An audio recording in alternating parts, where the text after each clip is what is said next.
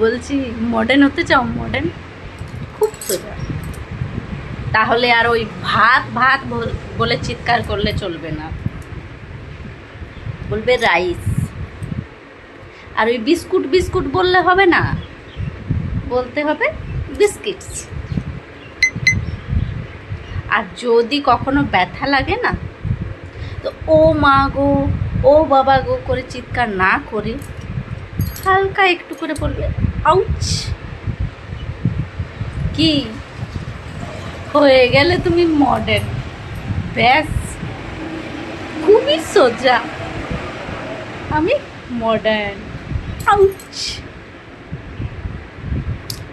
Ouch.